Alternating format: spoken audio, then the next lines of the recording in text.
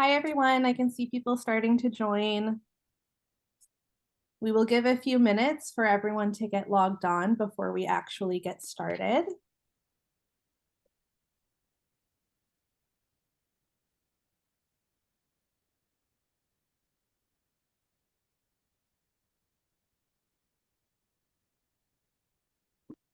For those of you who are joining, I will just point out a couple things that are on the slides here on your screen. So just a note that this webinar will be recorded. However, for the duration of the webinar, your microphone and camera will be disabled. You will, however, have access to the chat and Q&A functions, so please feel free to add any questions during the webinar to the Q&A, or if you want to chat with other participants, you can do so via the chat function. Also, just a note that we have enabled transcription, so if you would like to turn on the live captions, you can do so from the Zoom control panel.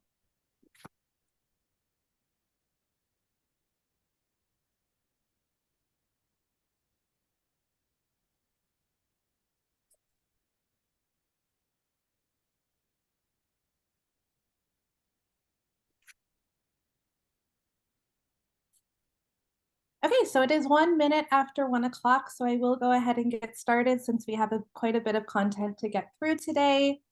Welcome everyone, thanks for joining today's webinar titled All the Evidence, Appraising and Using Evidence about Community Context and Organizational Resources. My name's Alana Miller, I'm a research coordinator here at the NCCMT, and I'm also joined by Susan Snelling, who will be presenting today's webinar content. So thank you all for joining. Just a couple housekeeping items before we get started. First and foremost, technical issues are inevitable. So we do recommend, if you can, use a wired internet connection for today's webinar. If you are experiencing any technical issues, my first response is just exit out and join back in. That usually fixes everything. If that does not work, please just send a private message to Alyssa Kostopoulos, who is here joining us from the NCCMT as well. She is here to help with any technical issues. Alyssa, if you want to say hi in the chat, just so everyone can see your name there. As I noted before, we have enabled live transcripts, so you can turn those on from the Zoom control panel. Our Q&A and chat functions have been enabled. So please feel free to post your questions in the Q&A throughout the webinar and use the chat function if you want to connect with anyone. I will also mention that we will be conducting a couple polls during today's webinar. When those have launched, you should just get a pop-up on your computer screen. You can simply just answer the polling questions and then hit submit if you want to participate in those polls.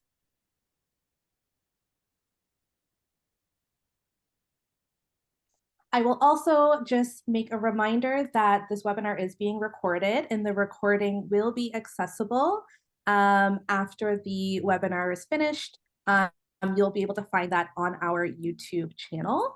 We will also be posting the slides both in English and French on our SlideShare accounts. If you follow us on social media, we will typically post on Twitter and on LinkedIn once these are available. And typically it's about a week to 2 weeks after the webinar that these are posted. So keep an eye out for those. So today's webinar is hosted from us, the NCCMT, which is hosted at McMaster University, and we are funded by the Public Health Agency of Canada. We would like to thank the Public Health Agency of Canada for financial contributions for making this webinar possible today. And just to note that any views expressed here do not reflect those of the Public Health Agency of Canada or McMaster University.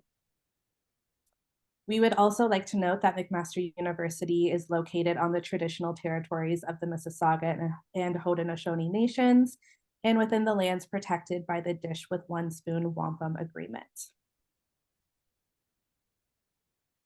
So the National Collaborating Center for Methods and Tools is one of 6 national collaborating centers for public health located in Canada and funded by the Public Health Agency of Canada.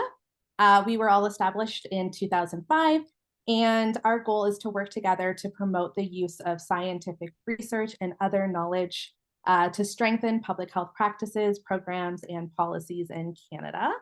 As I said, there are 6 national collaborating centers located across Canada. We have the NCC for Environmental Health in Vancouver, the NCC for Indigenous Health located in Prince George, the NCC for Infectious Diseases in Winnipeg, the NCCMT here in Hamilton, Ontario, the NCC for Healthy Public Policy in Montreal, and then the National Collaborating Center for the Determinants of Health in Antigonish, Nova Scotia.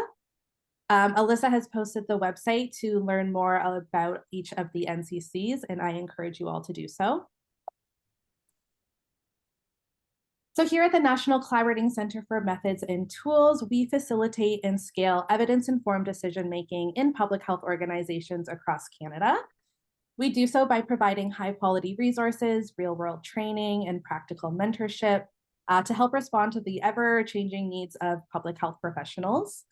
Our goal is to advance a stronger public health driven by the best available evidence to improve the health and well-being of everyone living in Canada. So now I'm going to ask Alyssa to launch our first pre-webinar poll. This is just a quick poll to get us started before we dive into content. So you should see a pop-up appear on your screen. We're just wondering how many people are watching today's session with you. I think for most of us, it's probably you alone at your computer, but sometimes we do have groups of people joining in. We also want to know, have you visited the NCCMT's website before, or have you used any of our resources? And if you have, we're just wondering how many times have you done so? So I will give everyone just a couple minutes or just to answer that, and then we will move forward.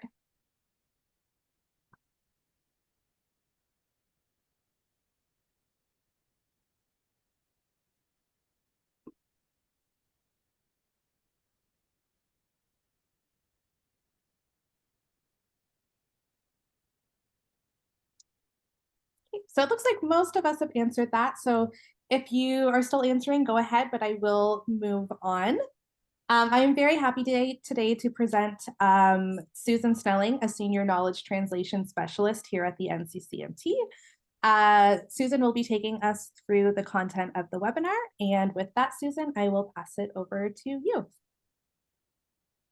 All right. Well, thank you, Alana. And hi, everybody. Great to be here today.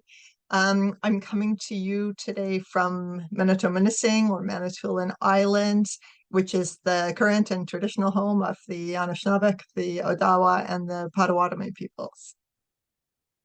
Our learning objectives today, to just understand the process of appraising and applying evidence from research and context. And we're going to focus more on those contextual pieces today. Being familiar with tools that can help you to find the best available evidence, that is to appraise for quality so that you can determine what is in fact the best available. And then to understand how these tools can be applied, we'll work through a scenario that looks at the critical appraisal of different sources of evidence and pulling together those multiple sources of evidence. We're really happy to have questions and discussions. I do have a fair amount of content to get through. So, if there are questions as we go throughout, please, pop them in the Q&A or the chat, and we'll get to them at some point, if not right at that moment. Certainly we'll leave some time for discussion toward the end. So really welcome that.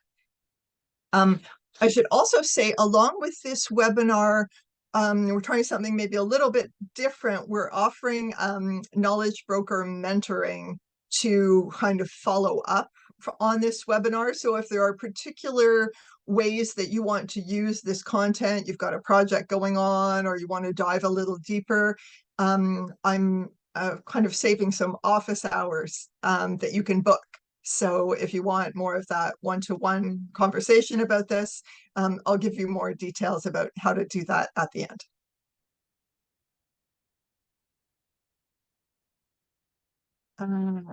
Okay. Oh, there we go. Okay. So to begin with, just touching on some core concepts in evidence-informed decision making. The first of which is the steps in evidence-informed decision making. So here we're talking about the process of distilling and disseminating the best available evidence from research and context and experience. Talk about those things in quite a bit of detail today. And then using that evidence to inform and improve public health practice and policy. So pretty all-encompassing. The steps involved in evidence-informed decision-making are probably familiar to you by now because we talk about this at NCCMT quite a bit. But one thing I'll say that's really relevant through the course of this webinar is that when we're talking about evidence-informed decision-making and using the best available evidence, best available implies that we are doing some kind of quality appraisal or critical appraisal. You can't know what's best if you're not assessing quality in some way. So as you can see from the wheel, appraising the quality is the yellow wedge, is one of the key steps in really doing an evidence-informed decision-making process. And so we always want to be thinking about appraisal, even just as a discrete step, but really as we go through, you can kind of think of like on your shoulder, having that question of, well, what is the best available? How do I appraise the quality of whatever I'm working with? Anytime we're working with evidence, we want to be thinking about that. How does appraisal come into this? How does the quality come into this? So I'll invite you to sort of carry that perspective of quality appraisal really throughout everything that we're going to talk about. Now, I'm seeing Laura has raised her hand, and I don't know if that means that you have a question, Laura, but if you do, maybe pop that into the chat. And we'll get to that. Hopefully your technical needs are being looked after. So the other piece about just those core concepts in evidence informed public health are these 4 domains. When we talk about evidence, like what's included when we talk about evidence, we've kind of broken that into 4 things that are all united and interpreted by our public health expertise that brings this all together. So in this model, we're talking about evidence, which we probably first and foremost think about as research evidence, evidence coming from the peer-reviewed literature, coming from scientific studies, and so on. And that, of course, is really key to an evidence-informed approach. But in public health, especially, other fields too, but certainly public health, context is so important. So what we find from research, what works in one setting or one particular application might not work where you are, where I am, in the context or the population that we're working with, because the nature of public health is so dependent on the nature of the population, our environments, and so on. So when we think about evidence that would influence our decision, we're thinking about not only what the research can tell us, but also evidence that can tell us about local issues and local context. So, how big of a problem is this? What's going on in the community? We also think about community and political preferences and actions. So what are people talking about? What's high on the political priority list and what maybe is not getting so much attention? Those can influence our decisions about what to do as well. And resources come into it too. We may have a great plan of something that we think is going to work and seems to suit our community. But if we can't afford it or we don't have capacity to deliver on that intervention, that may not be the right decision for us to make. So all of these things are sources of evidence. And for today, we're going to be talking in particular about tools to appraise the quality of the yellow, the green, and the pink bubble, those non-research sources of evidence that can have a big impact on the ultimate decisions that we're going to make.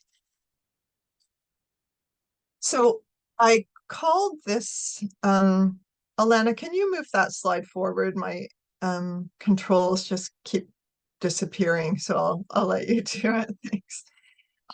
So I called this webinar All the Evidence, because one of the things that we discover when at NCCMT, when we're supporting people to do evidence-informed decision making using multiple sources of evidence, is it's a lot.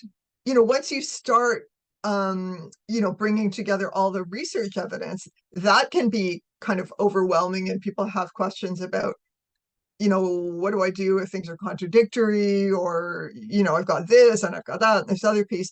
And then when you start adding in information about context and local communities and resources, it really gets big very fast and can be somewhat overwhelming.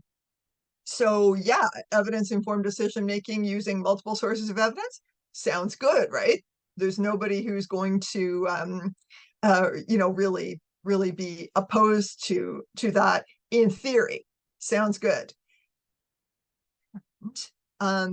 We need to think about how we're going to use all of that evidence. So not all the evidence that we have is going to contribute to our decision in the same way.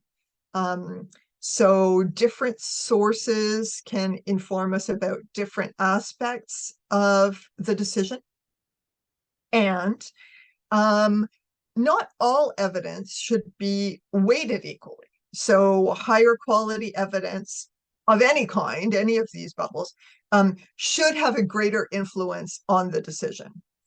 So from the research side of things, research is primarily going to answer the question about what interventions are effective. So if our question is what works, research evidence is the best source of telling us that. It's the only source, but that's where you would really want to start. And research, by and large, doesn't tell you a lot about what's going on in your local community, what resources you have. We look to other things for that. Another part of the decision-making process, though, is thinking about our local need. So primarily there, we're going to look to local surveillance data, community health status reports, things that really feature that local look. And then when we look at community and political preferences, we're asking context for this intervention. So maybe we found something in the research literature that, seems to work in other places, and we've established that it would be a fit. There is a need in our community, it addresses a problem that exists in our community.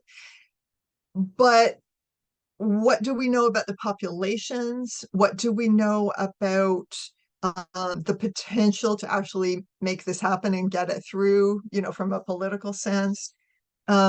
So we need to think about the context for intervention, and that will come from data from maybe as newspaper stories, maybe as community focus groups that would give you some evidence in that regard. And then finally, we would want to think about, do we have the necessary resources? So all of these sources of evidence, can kind of like pile on, right? It's like all the evidence. But I'm going to invite you to sort of break those sources of evidence out a little bit. So some of the evidence is going to tell you about what interventions are effective. Some of the evidence is going to tell you about local need or local preferences. Some of the evidence is going to talk to you about resources. So, by breaking it down, it makes it a little bit less overwhelming to think about all the evidence that might come to bear on a decision. And in saying this too, we also want to think about the quality, right? So that quality angel sitting on your shoulder, always thinking about what's the quality of each of these pieces of information. Not all evidence should be weighted equally. Higher quality evidence should have a greater influence on the decision. Again, that makes sense from just a logical point of view. Do you want, to make your decisions based on garbage, or do you want it based on good quality input? Of course, you want to have the good quality, and you need a mechanism to figure out, well, how would I assess the quality then? So let's think about the that question. How can I appraise the quality? And so we'll talk a little bit now about tools to support the use of evidence. And the tools I'm going to talk about, I'll just give like a 30 seconds blurb about how we developed these tools, which were developed by NCCMT. We did look to the academic and gray literature, so we looked at that research bubble for existing tools and measures. Maybe somebody's already done this and we don't have to. But in fact, we didn't find any tools that were really specific to what we wanted to look at, those community sources of information, or the resource pieces, that were really suitable for our public health context. So we looked to those existing ones, drew a little bit from those, but also got feedback from people working in public health across Canada. And so we call them the CASE tools, quality assessment of community evidence tools, were developed. And these tools are sort of two versions of them. But they're similar and linked, as you'll see shortly. They are designed to assess the quality of this community evidence, local context, so surveillance data, that kind of thing, and data from other community sources, other political sources, and so on. And the goal for assessment of quality in these fields is to determine whether the evidence in question is of sufficient quality to inform the decision-making process. Like evidence itself, the application of a quality assessment approach depends on the context, depends on the situation. So the CASE tools are flexible. They're not intended to be applied in the same way in every situation. So the questions that arise, if they don't apply to your situation, that's fine. Just leave them out. Each tool is meant to apply to a single source of community evidence, so a single source of surveillance data or a single focus group report. When you're actually applying this or bringing evidence forward in making a decision, you're usually going to have multiple sources of evidence and multiple sources even of community evidence, which means that you would use the CASE tool multiple times, once for each source of evidence that you're using to make decisions. The other thing about the CASE tools is that they may help you to just identify gaps in evidence, like what don't you know, and an understanding of the limitations of the available evidence, which can be helpful because maybe you need to go and collect some more evidence just to fill those gaps or answer some of the questions or address some of the limitations in the existing data. So always carrying with us this question of, is this quality, the quality of this evidence about community needs and community preferences good enough to influence our decision making? And that language was chosen on purpose. We're not looking for perfect. We're looking for best available. We're looking for good enough. So it's a gray area. It's not like, oh, this evidence is perfect and we leave the rest aside. If we did that, we'd have very little evidence to work on. And we're much more about being realistic and using the evidence that we have, but still preferring the best available evidence that we have. So when we think about appraising the quality of the evidence, there are three core dimensions that we look at for community evidence. We look to see whether the evidence is relevant to the decision you need to make and your community context. You want to know that the evidence is trustworthy, using methods that reduce bias, methods that are transparent, and you want to know that the evidence is equity informed. So, very relevant to the work that we intend to do in public health. So guiding decisions that are sensitive to equity concerns and will not negatively affect disadvantaged groups. So each of these three dimensions informs the quality of community evidence and should be assessed before you use it for making decisions. And the case tools can help you with that. Now, the other tool that I will talk about, so we'll dive into the case tools in a little more detail, but the other tool that we'll talk about is the resource planning and assessment tool. And there we go. So this tool focuses on resource planning, that pink bubble that looks at both financial and human resources. This is not so much about quality, although we do ask in the tool for a sense of how confident you are in what you've said about resources. So in a way, that's a measure of quality. How much can I rely on what I know about resources? The question that we are answering by using the resource planning and assessment tool is, based on the evidence that I have about financial and human resources, is a given intervention feasible, in my context, in my community? And the core dimensions of the RPA tool there are three of those as well that you'll see in the tool. First of all, we think about human resources. So people, skills that they have, training that they may need in order to deliver a particular intervention. We think about material resources. So what equipment will you need? Will you need money for honoraria or incentives? Will you need physical space to do a particular intervention?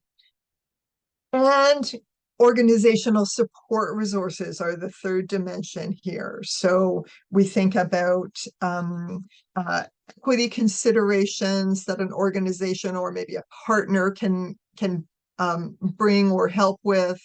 Is there leadership from within your organization or within partner organizations that can help to support the implementation of a certain intervention?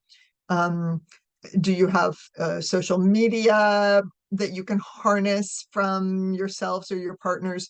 Those are resources as well that may come into whether a certain intervention is viable or not. Now, although I'm not going to focus too much on quality assessment of research evidence, it's really important to do. And there are lots of tools available. The CASP tools are good ones to look at, and the link is there because there are checklists and tools for each different kind of research, so different types of research design. But there are lots of tools available for systematic reviews, for other kinds of sources.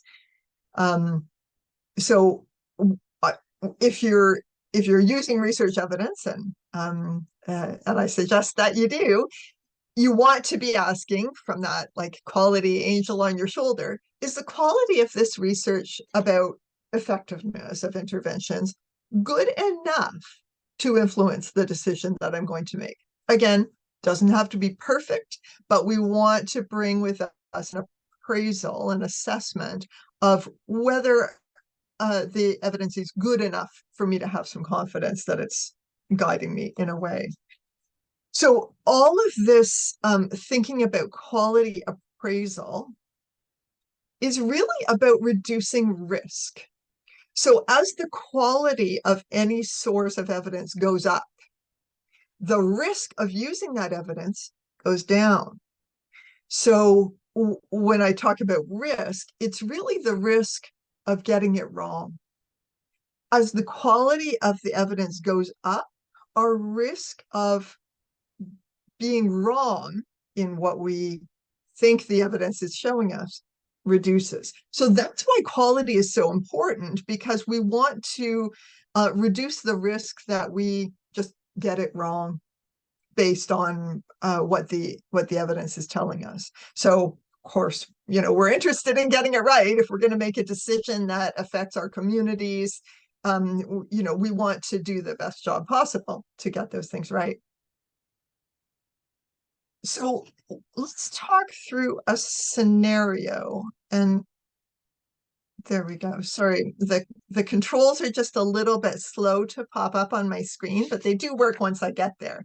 I'm going to talk through a scenario using these multiple sources of evidence, and we'll see how um, um, the quality appraisal comes into those, and then how we would perhaps pull those all together. So the scenario that we'll talk through is a decision that needs to be made about promoting active school transportation. Um, and in the interest of time, I'm not going to go in great detail about all this evidence. So I'm not claiming that by the end of this we'll know the answer, or we'll have all the evidence about promoting active school transportation. It's really just an example.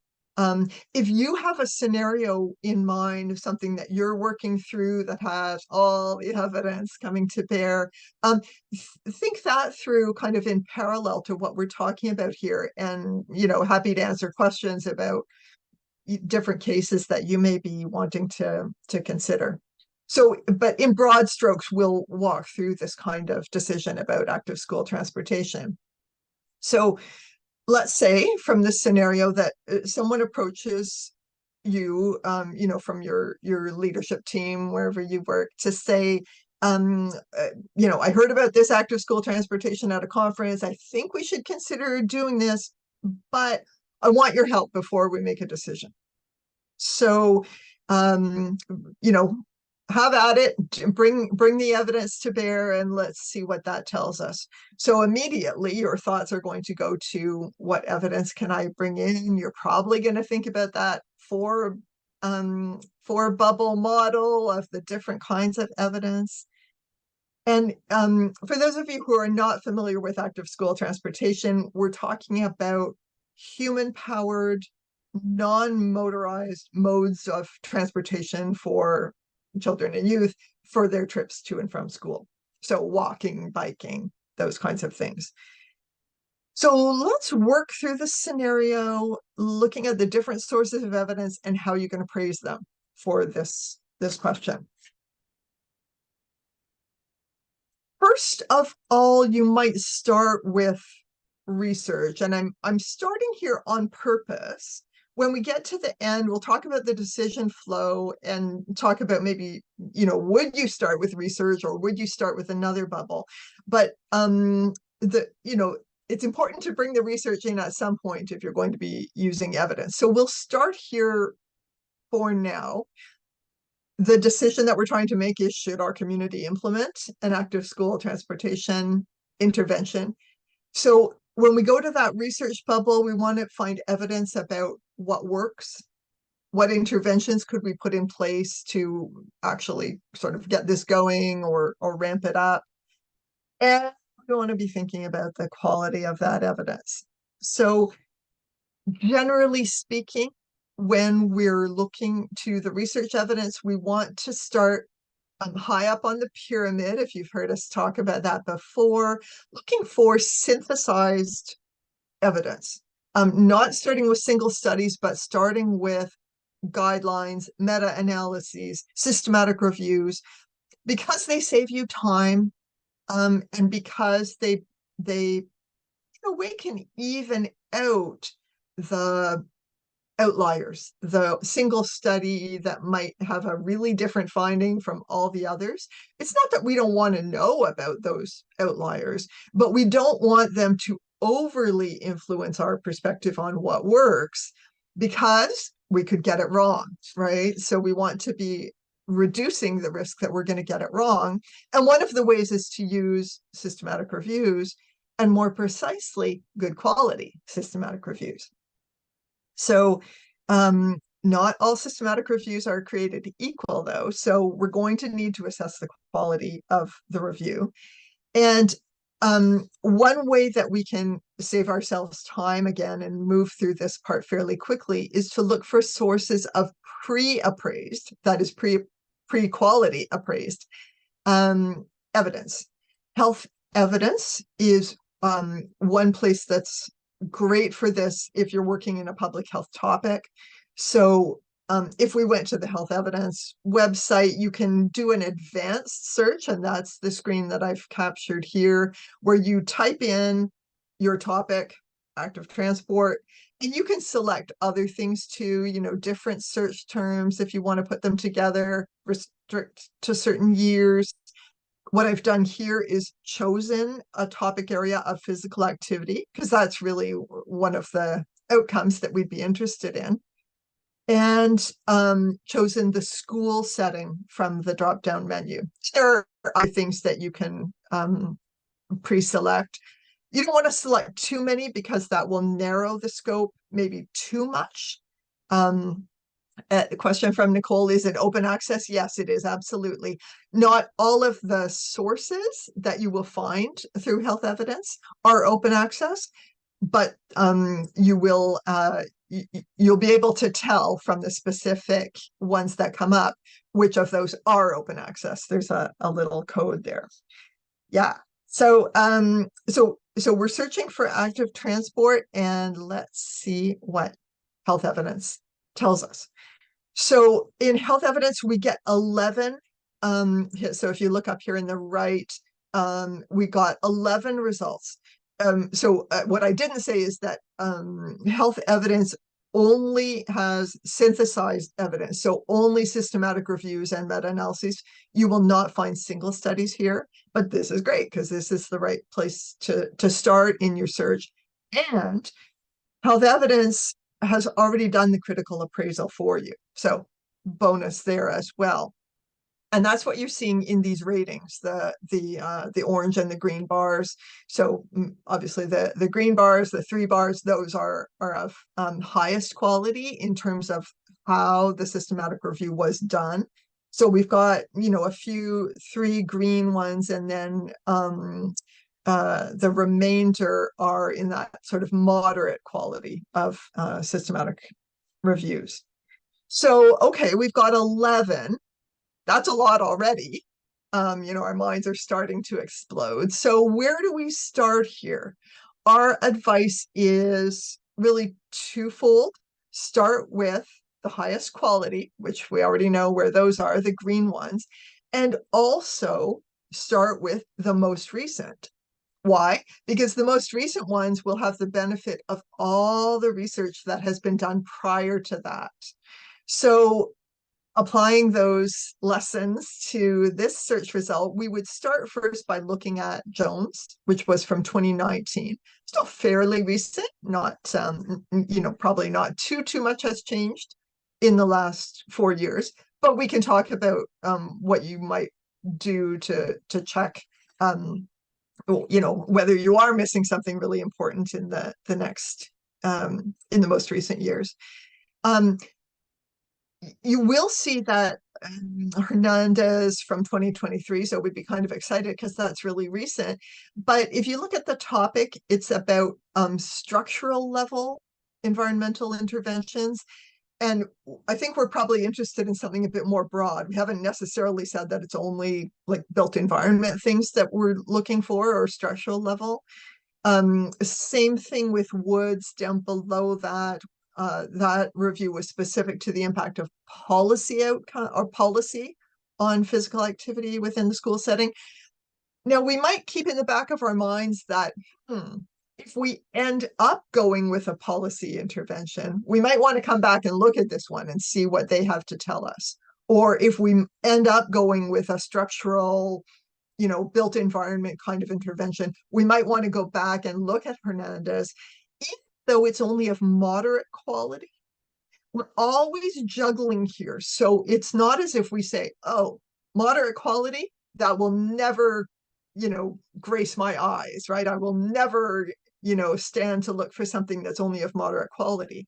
If that's the best available, but it meets all your other needs, then that's the best available. So it's about where you start first. So here we're going to start with Jones, which is interventions promoting active transport to school in children, a systematic review and meta-analysis. By the title, we would have to say that's about perfect for what we want to know. I will also point out that Villa Gonzalez, which is 2018, so pretty close here, also high quality systematic review of interventions for promoting active school transport.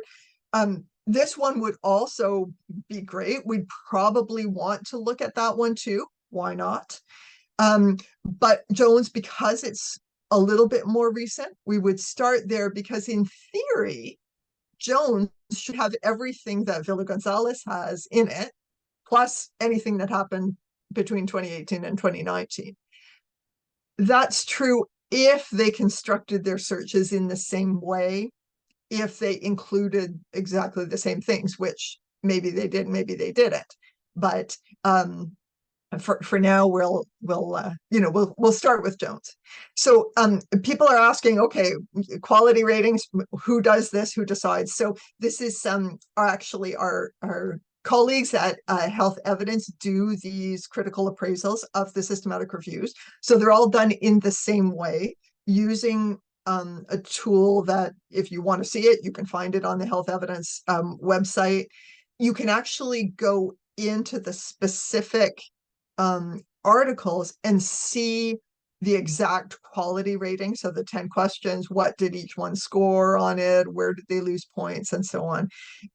So all of those are done by Health Evidence experts at doing these pieces. Okay, let's go to the next slide. So just same thing. We're going to go with Jones here and take a look at that one. And so I won't go into all the details of Jones. I'll just cut to the chase. What did they include? So we want to be thinking about, is it relevant? Is it on topic here? So, whoops, I hit the wrong thing. So they included any studies of the effectiveness of active transport interventions on physical activity and fitness in primary school children aged 4 to 11 years compared to an inactive control. So all of the studies had to have a control group, which from a design point of view is a good thing to do. And they ended up finding 17 studies that they included. Now, if in your context, you know that you would really want to be doing whatever intervention you do for high school kids, then maybe this is not the review for you, because this focused on kids age 4 to 11. But, let's assume that that age group is of interest to you. Then, we would probably carry on to look at Jones, always thinking about what's the quality. But we know this was a well done systematic review. They did sort of everything that they should have done to do a good systematic review. And what does it tell us? What do we know now about effective interventions? Well, to cut to the chase, active travel shows promise in increasing physical activity in primary school children. The intervention group saw a small but statistically significant difference in outcomes. So it works a bit, not a lot. Walking school buses, that's a particular kind of intervention where kids walk in groups. And educational strategies were the most effective. So, okay, we're kind of narrowing it down to the kind of intervention we would look for. And more complex interventions, this and that and the other thing, did not necessarily produce larger effect sizes. Okay, good to know. We don't have to really overcomplicate things. And the overall quality of the included studies, those 17 studies, was weak. So this is an important distinction if you're kind of getting used to quality appraisal. The Jones systematic review was high quality. They did everything or almost everything that you should do in a systematic review. But the raw materials that they had to work with, those 17 studies that were included, were not of great quality. The included studies were weak, which means that they had weak methodologies. Maybe they were surveys, maybe they were, didn't have a control group, all those things that can kind of tighten up a methodology. The included studies maybe didn't have those or didn't have a lot of those. So now as we're thinking about, oh, what's the quality? Do I want this evidence to influence my decision? We need to keep in mind that the overall base of evidence that we're drawing from here was not super strong, was weak, in fact. And what does that tell us? It tells us that, okay, remember, as the quality kind of goes down, the risk of getting it wrong goes up. In other words, the confidence that we would have in this evidence that that we would get the same result if we did those things in our setting drops down a little bit. It doesn't mean that it won't work, that we won't get that small statistically significant difference in outcomes. Just means that there's maybe a little question mark raised in our minds.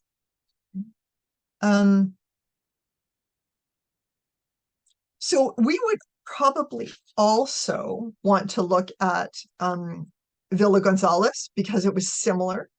So here's what it looks like if we were to look at Jones in health evidence. This is the screen, and then you can see there, you can view the quality assessment if you're interested in how that was assessed as a 9 in this case out of 10. And it will take you directly to where it says PubMed link out. It'll take you to where the study can be found if you want to look at the specifics. So we're looking to find the research evidence and assess the quality. Health evidence can do this. And so Sean is asking, how would we determine, whoops, I just lost your question there. How would we determine if the individuals in a systematic review were of poor quality? Should we look for this in the abstract or elsewhere? It for sure will be in the systematic review if it's a review of decent quality. One of the things that makes a good systematic review is that they did quality appraisal. You will find so-called systematic reviews that don't appraise the quality of the evidence that they pulled together. That's not great. You want a systematic review to take the quality into account. So if they did that, they will tell you. It might be in the abstract. Probably will be, but for sure would be in the early part of the results where they report on that. So we've got a small effect. If we looked at Villa Gonzalez just popping up here, that was 8, but we also consider that to be strong. And good news, because it makes our lives easier, Villa Gonzalez found exactly the same conclusion, is that there's a small effect on improving physical activity. And that most of the studies that they had to draw on were weak. So, that gives us confidence that at least both systematic reviews are saying essentially the same thing, not contradicting each other. So that's the research evidence, that purple bubble. But if we're thinking about, okay, so we should maybe do something, maybe a walking school bus intervention or an educational intervention, those seem to work, although, small effect. But we still got some question marks because the strength of the evidence was weak. This is when you really want to say, well, okay, what do we know about our local community? And always want to be asking about the quality of that evidence that we can draw from our local community. This comes in 2 ways. What's the local need? So how big a problem is it that the kids need more physical activity. Maybe in your community, all the kids walk to school, in which case we don't need this intervention. But in a neighboring community, maybe that's not true. So you always want to be thinking about, how's this going to play out here? Do we need it? How important is this? Like, should we do this as opposed to something else we could be doing? Because we always pretty much have to make those choices. And what do we know about the context in our community? Is somebody else doing this already, or working towards it? What are people saying? How likely would they be to support it? So if we think about walking school bus, for example, if you sort of put together this program, it's like, oh yeah, we're gonna have walking school bus, and let's tell people we're gonna do it and get organized. And the parents are like, I'm not sending my kid out for a walking school bus. That doesn't seem like a good idea to me. You could do a lot of work and have no participation if the community doesn't support it. So you want to be checking on all of these things before you go ahead. Elizabeth is asking, what would you recommend if there are no systematic reviews on your specific topic? That happens.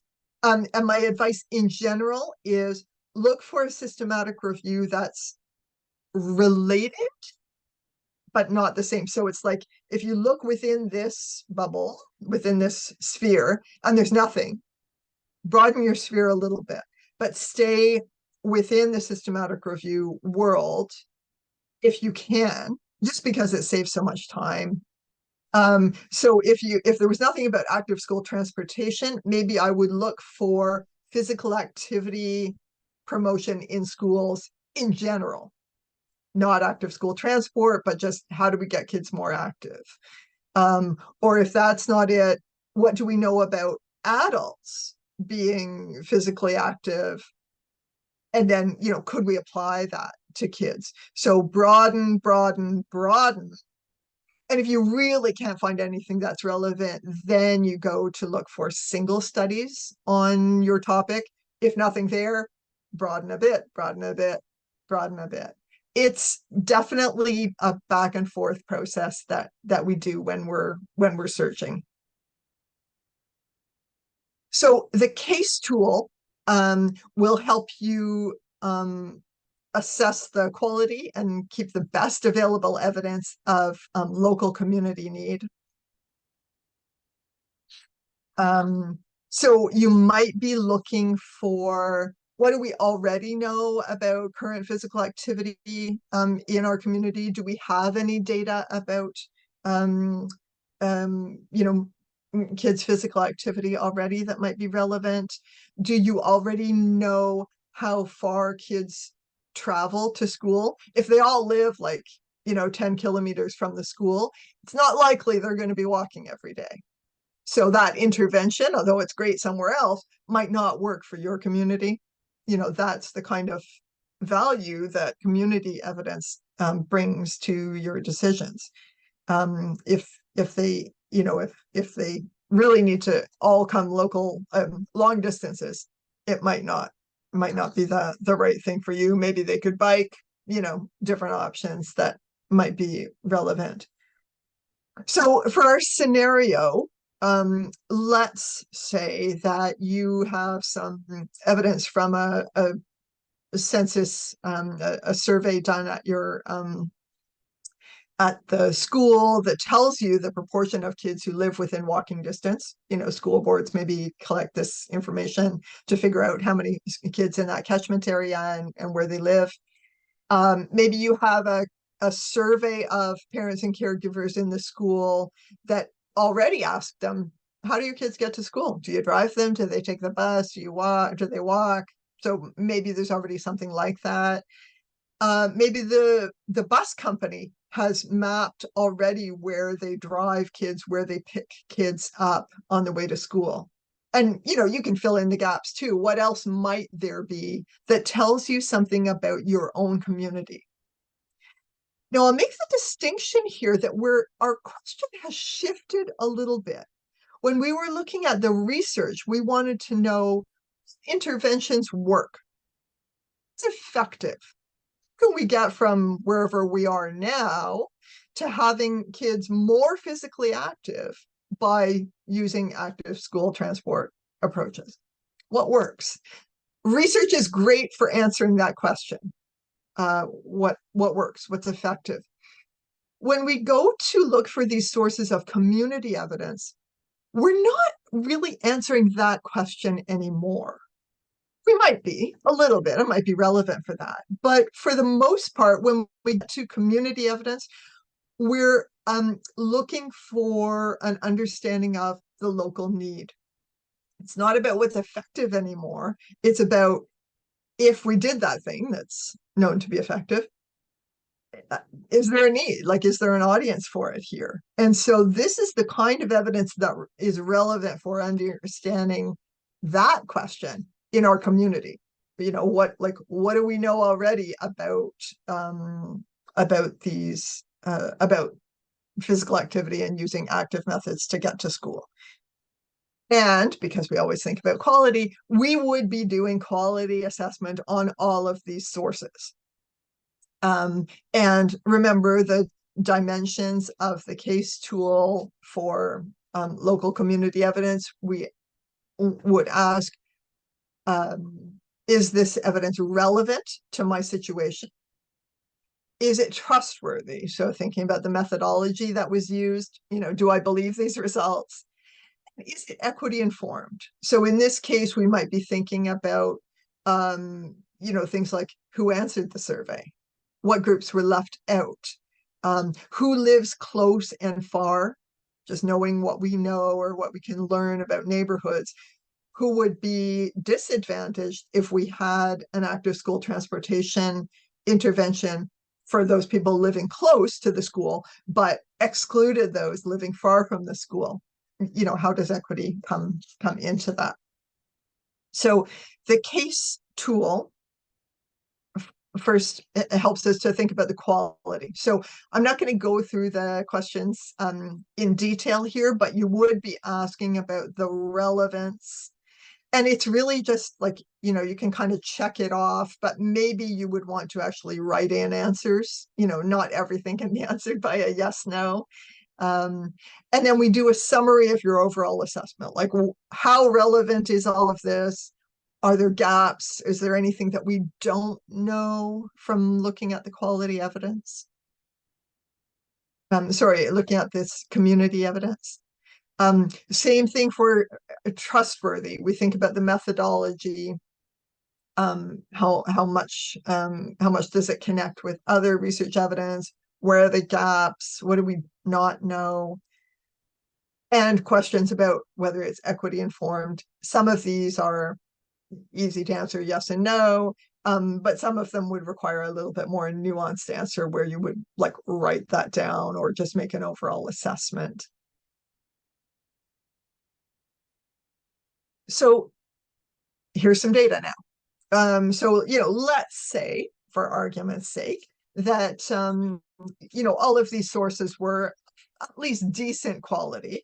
And so you would say, okay, I'm going to bring these into my evidence decision making. So we know now that 65% of students live within walking distance of the school, and 31% of them usually walk or wheel to school. Okay, so this tells us something about the local need. You know, we're not at 100% already using active modes. There's like room to get from where we are now to where we maybe could potentially be. We're never going to get 100 because, you know, 35% of students aren't really within walking distance, but 65 are. So, you know, you would be the judge of whether that's sort of good enough if we could get that up to closer to 65. But you know, this is sort of where we'd be kind of building our evidence case. Next, we would look for evidence about community and political preferences.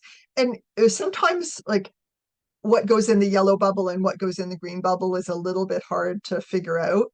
don't sweat it. The questions are similar on the case tool, but here we're looking to understand not so much need, but preferences, like the lay of the land, the political landscape, and so on. And always, again, thinking about the quality of that evidence. So we would be looking for evidence like, are there other organizations that are already interested in this or doing this? Which is not to say we stop doing it. I mean, you guys all work in this field and you recognize that as, well, maybe there's a potential partner for us. Or maybe there's focus group data or a survey asking parents, hey, what would you think about, doing a walking school bus or something like that? Or maybe you've collected that like on purpose right now. Or maybe you have data from parents, but you also want to know what the school admin think. Maybe you on purpose collect those data.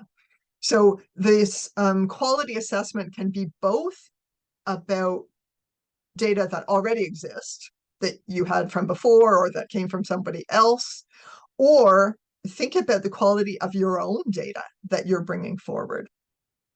And what we find, particularly in this community and political preference field, is, sometimes it's a letter to the editor, right? Someone is going off about, oh, in my day, I walked 8 miles to school wearing paper bags on my feet and it was uphill both ways, blah, blah, blah, right? We should get those kids moving. Now, just telling you, what I just told you, it's the quality of that information. Not great, not because that person is wrong, not because their story isn't, true or reliable, but because it doesn't give us confidence that what they're saying is really reflective of what the whole community feels. It might be, but we just don't know based on like one letter to the editor or, one thing that came up at city council. But those things can be very influential. And you've probably been in that situation too, where something comes up at city council. It's like, hey, I think we should have more kids walking to school.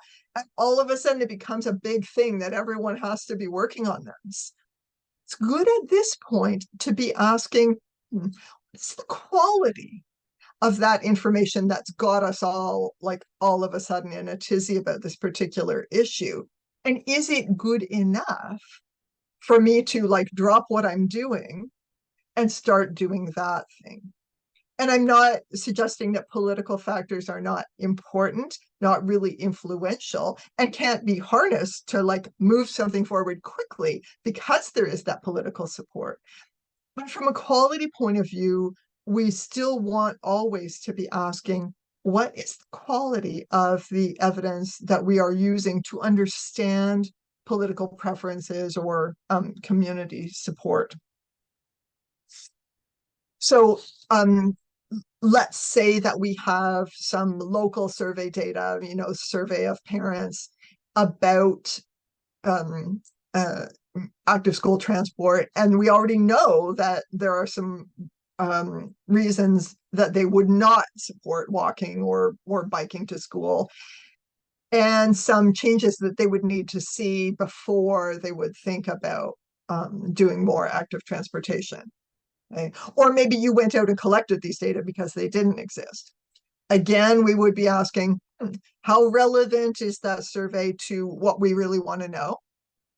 Because sometimes it, was collected for another purpose. It's sort of relevant, but it's not going to totally change your mind because the quality isn't there in terms of relevance. Trustworthiness, that's about the methodology.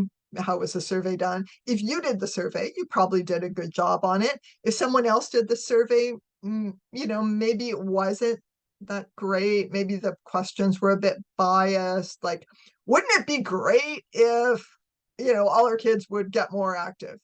Click here if you agree. Those kinds of questions that can introduce bias into the results. So we assess the methodological quality and ask, are these data equity informed? Who is it that's writing the letter to the editor? Who is it that, is answering the survey? And who's left out? always asking that question. Those are elements of quality. So the questions are similar to those questions that we looked at from the case tool A about local need. Is it relevant? Is it trustworthy? And is it equity informed? And I'm speeding through these, but you can download the tools and take a look at them. So let's say now we're sort of building our evidence case that the top reasons not to have kids walk or wheel to school are family schedule, just like too much going on, safety concerns, and that it's just too far. Okay. And then what changes would need to be made? Improved street safety, that's a big one. Having designated routes, like are they just going to walk randomly or where are they going to go? And different bell times, maybe starting later or something to give kids more time to get to school. And all of these are data points. And we'd want to think about the quality of the survey data, like how much can we rely on these findings to be true? How much error has been introduced just by the nature of how the survey was collected? So depending on your answer to that, depending on the quality appraisal, you would trust that these numbers represent reality more or less, depending on the quality that was brought to the data collection. So here we have our decision. Should our community implement an active school transportation intervention? Well, you'll notice a piece of the puzzle that we haven't touched on, and that's the resource piece. So we want to be asking here what resources would be needed to implement the proposed intervention. Do we have those resources? And then is it feasible? So the tool looks at all of these aspects: human resources, material resources. So in this case, it might be vests for the walking school bus leaders, that kind of thing. Do we have people who can help us map out those routes? That's a resource as well that, if you have it, great. If you don't, you'd need to go find it. We also think about the gaps that exist, like what don't we know about resources? Maybe we don't know how much vests cost. We'd have to figure that out. And sort of a quality question: how accurate, how trustworthy is our information about resources? Are we just like guesstimating how much it would cost to have a coordinator for here, or are we solid in how much time that would take and what it would cost? So the tool is asking what resources will be needed, what resources will be available, like what do you need, what do you have, and then the gap, it's just kind of a subtraction. What do we still need to chase down? And then there's a place just to record your data sources, how do you know all this, where did it come from? And ultimately then you can decide, is it feasible? Because if you have big gaps, like we have like this much resource, but we need this much, you've got a problem. So you may have a great intervention, but it just wouldn't be feasible to do.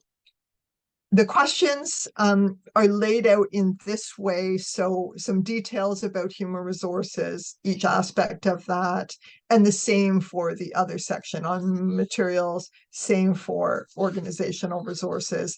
Again, look in more detail at what the tool can tell you. Here's one that I just sort of filled out.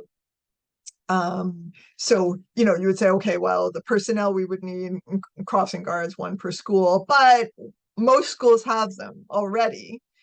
We just might have more kids going through there, so there's really no gap. And how do we know this? Board administration can tell us that.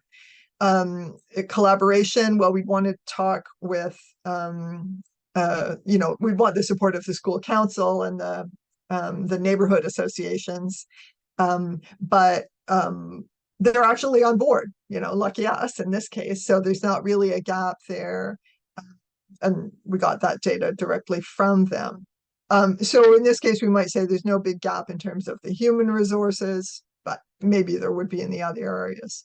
This is just a quick example of how it might look filled out. You can type in there or just use it to write.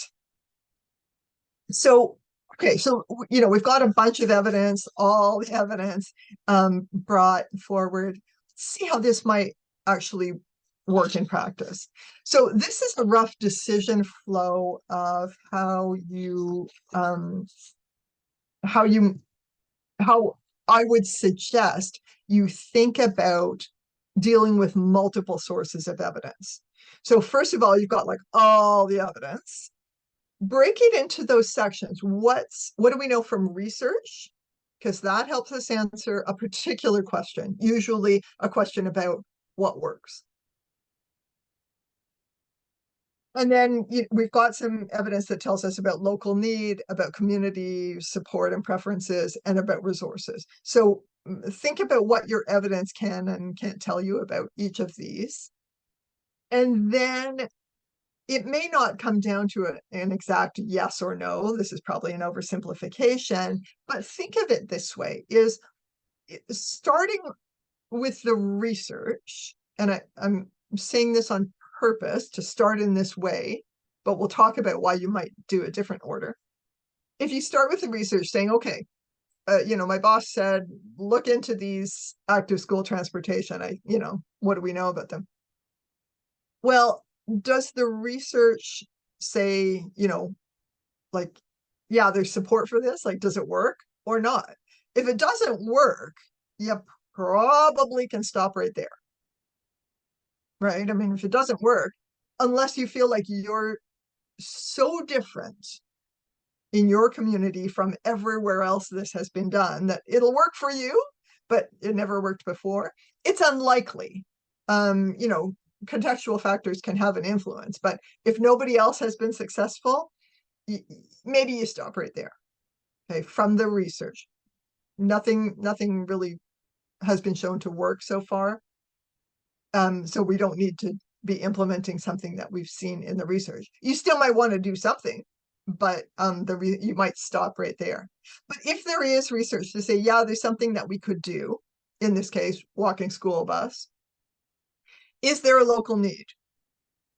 And so then we look at those sources of evidence and figure out, yeah, is there a local need, or are our kids already really physically active? And in which case we would stop if it's a no.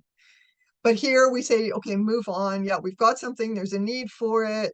Would the community support it? Yes or no? And then if they will, or if we think we can get them there, do we have the resources to do it? It's kind of the way that all of these sources of evidence would kind of play out. So let me just show you from the scenario point of view how this might work. Again, oversimplified, but you'll get the idea. And bringing in the quality too. So the research was weak evidence that we found, but of a small effect on physical activity of educational interventions and walking school bus. Okay, I'm going to call that a yes, a strong yes, because the evidence is weak, but it allows me to say, okay, there's be something I could do that would potentially have the effect that we're looking for. So then I would go to think, but do I need to do it here? I mean, it worked for the other folks, but do I even need to do something?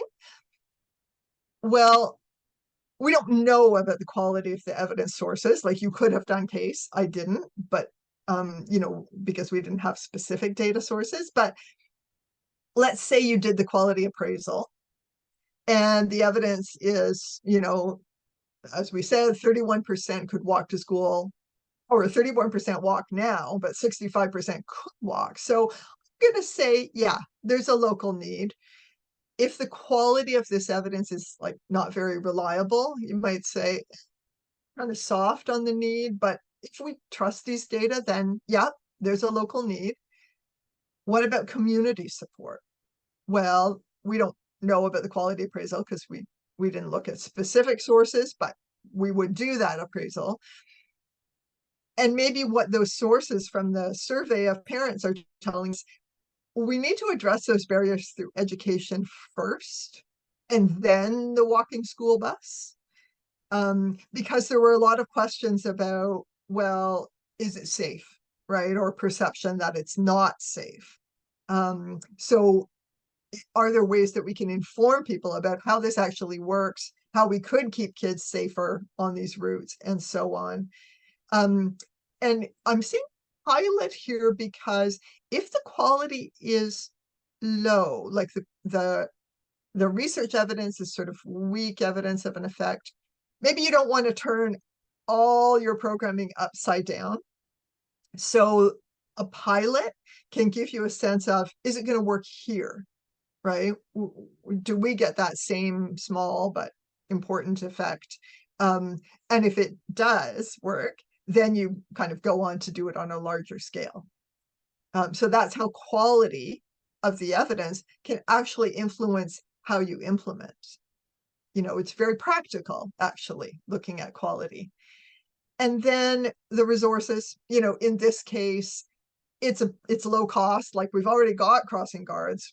Maybe we would need more. I didn't develop all of that fully, but it seems like a pretty low cost intervention, and it seems like we have most of those things, so it's feasible. But in other cases where you need a lot more people, a lot more stuff, a lot more partners to come together, you might say we don't have the resources right now. It's not feasible. Which again doesn't mean you just stop, but it does mean that you want to think about how do we get there, right? And you're all public health people, you know how to like advocate and persuade and do that kind of education. So this is like we've got these yes and no and things in boxes. It's much more fluid than that as we're bringing evidence and bringing quality to bear. But this is the kind of thinking that we might do. Now, I've put it in this order, but you can probably think of scenarios where you might actually want to start with local need. And this might actually be one of those cases where someone says to you, I think we should do active school transport. Make it so. And it's like, okay, guess I've got a new project to work on. You might first say, well, is there even a need for it?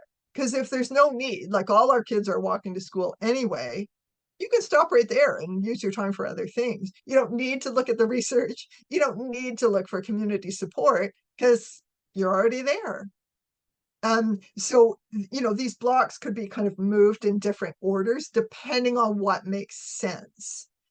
I will say, though, from what I've observed, is that often what happens is exactly that scenario.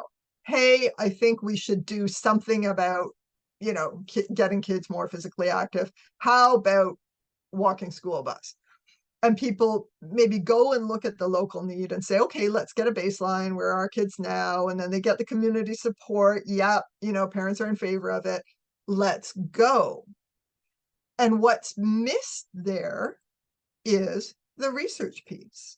So it's not that you have to start with the research, but don't forget about doing it before you actually get to implementation, because the idea of, yeah, we should do something to get kids more active. And yeah, the stats tell us that, kids aren't as active as they could be, does not answer the question that research is good at answering, namely, what works? Is it walking school bus? Is it something else? Is it like longer gym periods or more recess or whatever? You don't know that by looking only at local need or at community support. And I see these things kind of snowball of like, we've got to do something. Someone came up with an idea. It seems good. Don't forget to check that out with the research to see what you can learn from what's happened in other places. Because what people think might work, maybe they're right, but let's do the double check and see what the research can tell us. Sometimes the research can tell us that something is actually harmful. We didn't think it would be, but there it is, and you don't want to be doing that. So um, it doesn't matter so much what order you do things in. Resources is usually at the end, but don't forget to think about all of these parts in making a good evidence-informed decision. So just wrapping up here, and then I see we've got lots of questions. Tools to support using all the evidence. There are lots of evidence, quality appraisal tools for research, but these relatively new tools, the case tools, the RPA tools, fill that gap in assessing the quality of evidence for public health decision makers in these really important fields in evidence informed decision making: community, local need, resources. And all of these sources of evidence should be assessed for the quality, the relevance, the trustworthiness, being equity informed. It's not only for research that quality is important. Quality is important for all of it, if it's going to influence your decision. And with respect to resources, we want to make our interventions successful. So we want to have a good understanding from the beginning of whether an intervention is feasible, whether we're missing some key resources, and how closely we can rely on that information that we have about resources. So together, this suite of tools may be helpful in making evidence-informed decisions across forms of evidence in your work. So I will get to questions, but just to say, if you've got like questions bubbling over, or you really want to start using this, we're going to hold like Knowledge Broker office hours from like 1 to 1:30. That's Eastern time, on Wednesdays. You could book other times too, like just send us an email if that time doesn't work for you, but we're trying this out to just hold that time. We'll do this for the next couple of months. We'll see how it goes. But the big message is happy to talk with you about how to use these tools, how to bring more quality appraisal into the evidence work that you're doing, how to synthesize across multiple sources of evidence. All of that and more. Happy to hear from you, and just reach out to that source. So questions, comments, I'll just go back in case you need that email. And I'm going to look first of all at the questions that are in the chat, but if you've got more, pop them in. Okay, so thanks for all the questions. This is awesome. So when assessing the quality of a source of evidence, Elise is asking, how do you balance the potential for the dimensions of trustworthy and equity informed to be in direct opposition of each other? Right. There may be, we're looking at methodology really from a Western science perspective, and maybe downgrading or ignoring other evidence, other worldviews. So, right, good point. And my simple answer to that, I guess, is in those bubbles, we do put public health expertise in the middle, saying like, don't leave your knowledge at the door, right? Like if you know that there's something missing here, or that there are limitations to how we're assessing the quality of the evidence, then yes, you have to bring that to bear. You have to kind of keep that in mind. Maybe it kind of downgrades the quality in your mind because we didn't assess it from all perspectives. So yeah, great point that we always need to be thinking about. Western science doesn't tell us everything. Tell us a few things though, but always keeping in mind those limitations as well.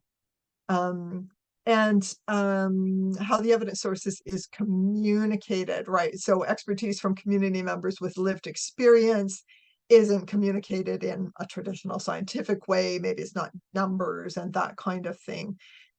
So yes, that's very true. And I think that if you look at the questions in the case tools, we tried to be sensitive to that, so that we are opening up to different ways that evidence may be expressed. So that if sources are coming from people with lived experience, that kind of boosts the equity sensitivity of that data because it tells us about populations that we wouldn't otherwise know about.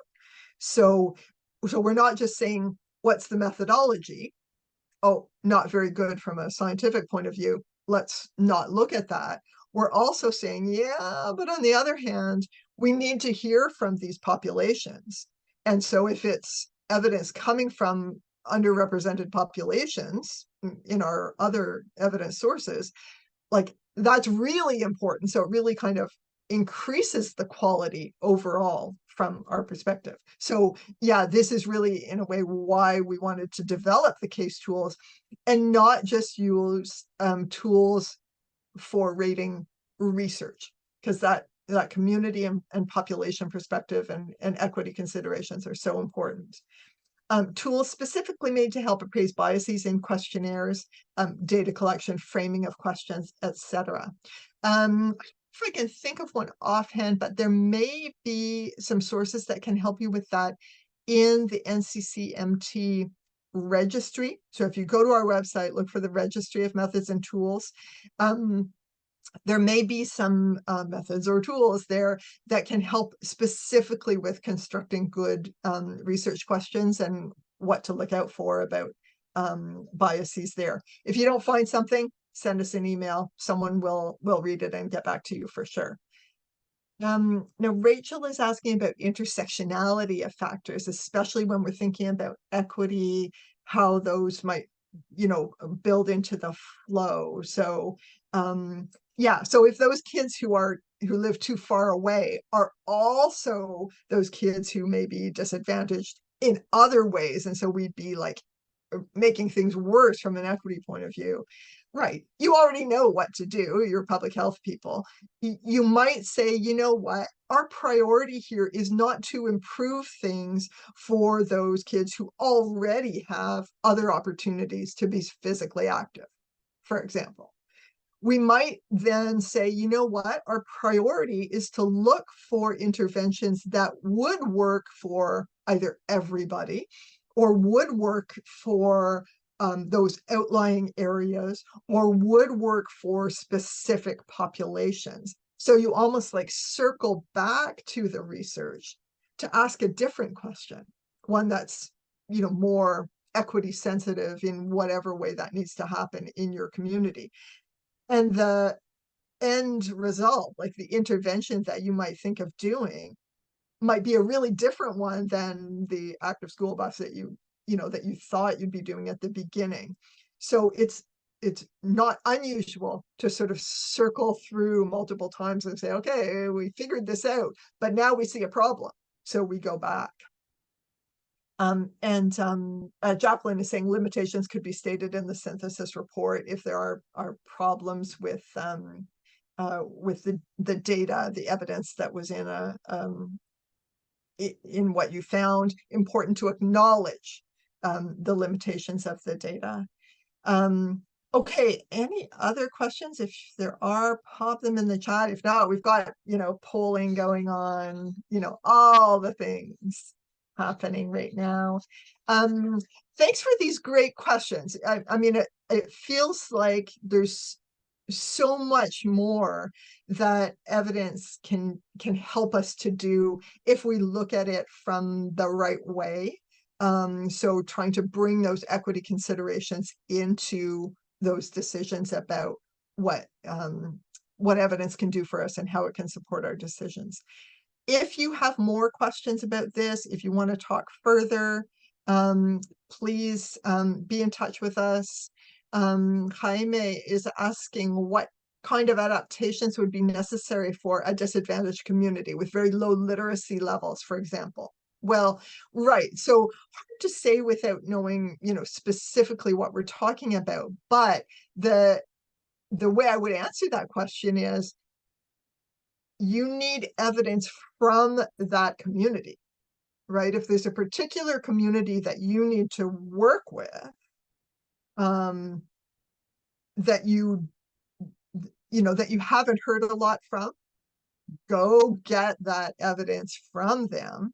And if you already know that literacy is not going to be the best is not going to be high, don't send them a survey, right? Like go and talk to people, go to where they are already, be opportunistic about it and show up where people already gather, or, connect with community leaders to say, could I have some time at this meeting or this gathering to ask for feedback about this? And then listen, like really like listen to what people are telling you. And if they say, I'm not sending my kids walking along the highway, listen, they're right. Like they know what's best for their kids. So then you can kind of circle back. What about another approach, right? What about different things? The research might still give you ideas about what those interventions could be, but always kind of tested through what do our communities say about it? What do we know already? And what can we go and find out if we don't have evidence that helps us understand that already? So yeah, we're time. Any questions? If you want to book some time, nccmt@mcmaster.ca. Thanks everyone for being here. Real pleasure to talk about this with you. And happy evidence-informed decision making. Take care, everyone. Thank you, Susan, and thank you everyone for joining.